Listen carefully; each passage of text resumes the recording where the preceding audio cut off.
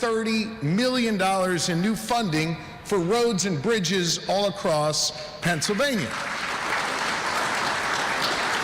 Now, I'm proud of that fact that with that money, we have repaired more structurally deficient bridges in Pennsylvania than any other state in the entire country. And you know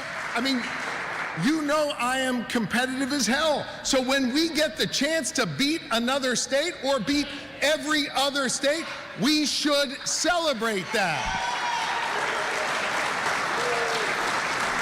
By the way, I see my man Ryan Boyer wearing a Sixers hat. I wouldn't mind if the Sixers had that same competitive spirit when they're out on the court every day. Come on. But in addition to beating every other state in the nation with the number of bridges we've repaired, we also managed to fix 7,000 miles of Pennsylvania roadways, more than any other time in the last decade.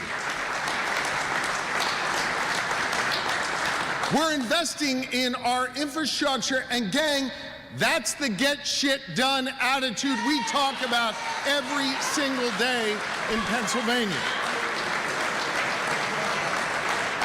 It's what we live by, and it's essential to folks.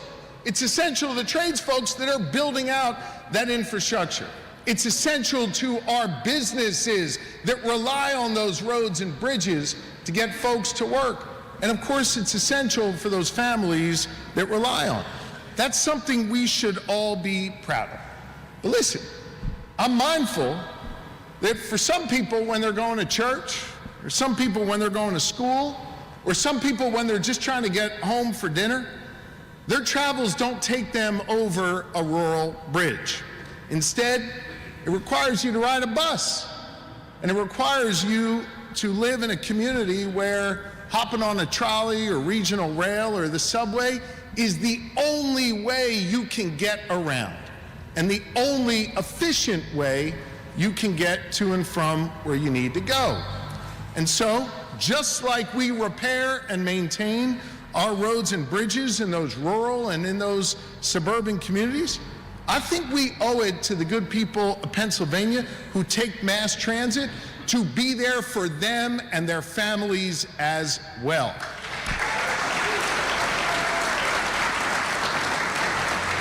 Now, I'm mindful, and I know my colleagues in the Capitol are mindful, that mass transit agencies all across Pennsylvania are struggling right now.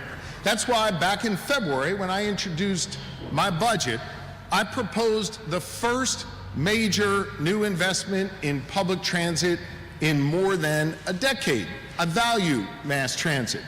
The House of Representatives, led by Speaker McClinton and Leader Bradford and Chairman Harris, saw to it that my proposal for mass transit passed not once, not twice, but 3 different times in the House of Representatives.